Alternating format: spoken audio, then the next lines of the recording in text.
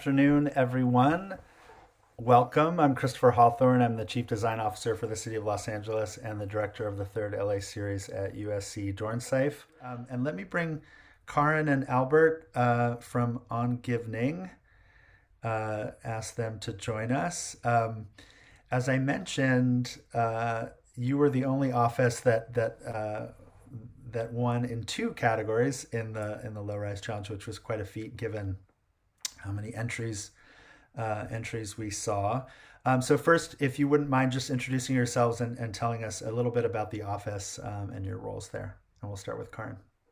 Hi, I'm Karin Liljegren. I'm the principal and founder of Omgivning, and we're an architecture and interiors firm in LA. We focus on adaptive reuse and urban fill projects in Los Angeles, and we have a really wide range of project types. Hi, Albert Escobar. I'm project lead at Omgivning, and I led the team for the low-rise competition entries. Thank you so much. And I know that you've been thinking about how to modify those entries for an SB9 world. So I think you have some images you're going to share with us, and I'll hand it over to you. Yes, and thank you so much for having us here. Because when we originally did these competition entries, there was no SB9. And actually I did a very, very similar project at my own house in Culver City, but it was an R2 in early 2000s. And I think, as a firm, we're very interested in how to densify Los Angeles, but doing it the right way. So this has all been really, really fun to dive into and dig into. If you want to start the next slide. And also I want to do a shout out to those listening sessions, which I think we're going to hear a little bit more about later, but those were extremely helpful in terms of, as Christopher was saying, to kind of start with input from the community before architects dive in and start coming up with all of their great ideas, right? So it's like having that more as a jumping off part. And so specifically the three questions that we took from that, as well as our own thinking and dove into the ideas, was, as cities become more dense, how can they become more equitable, sustainable, and porous? And the second, how can we create a balance between indoor and outdoor spaces and find the value in those spaces, especially after COVID, that became even more obvious. And how to create a more human-centered design in multifamily housing.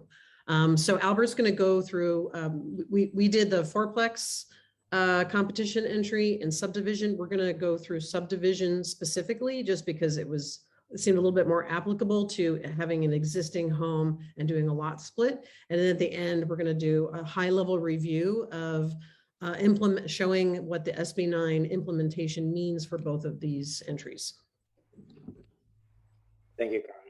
So when we started, we wanted to create this framework for LA neighborhoods to allow for more density, but not sacrificing the importance of character, scale, and open outdoor spaces.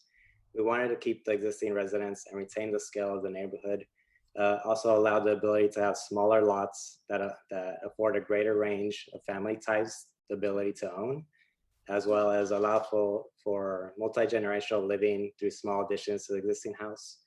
We wanted to focus also on sharing. So having shared yards, shared agricultural easements, as well as the flexibility, adaptability to grow across time and throughout the block. So as you can see in the diagram, we kept the existing house, and then we subdivided the lot into lot A and lot B, where we have a duplex in the rear. And then we wanted to create these easements in between the buildings, as well as in the front yard and the rear yard for people to share. And then we also introduced these ideas of slow streets and green alleys. We collaborated with Studio MLA on the landscape and programming of the outdoor spaces and created a variation of communal areas for residents to gather and socialize. So we have like vegetable gardens in the front yard. We have a barbecue area in between the buildings and a more private area in the rear for people to use. And then we also wanted to rethink the front yard as a usable and functional space, which also encourages connection with the neighbors. And then also we wanted to alter the existing single family residence to encourage multi-generational living and other alternative types of living. So you can have like your grandparents live in a small unit / kitchenette area within the single family house. And then we also reduced parking, but still allow for each unit to have at least one parking stall. And this came from the listening sessions of how low-income communities still rely heavily on the car and how important it is for them and their needs. And then we also introduced this idea of upside-down space planning, where bedrooms are located on the ground floor and living spaces are above, and which allows for a more compatible layout with the existing bedrooms of the single-family home, while living spaces are connected to balconies, which allow in more natural light and ventilation into the units, as well as a visual connection between the neighborhood. And each dwelling unit has a private outdoor space in addition to the communal space between them.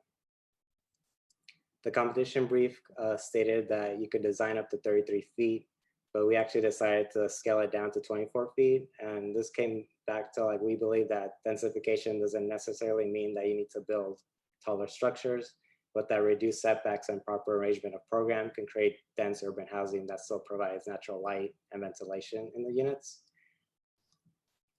And this framework promotes a balance of private and social spaces, both indoor and outdoor, for residents to work, create, play, and relax. Density is increased without compromising adequate space, light, and airflow through the property, and also creating a healthy environment and connection to the nature.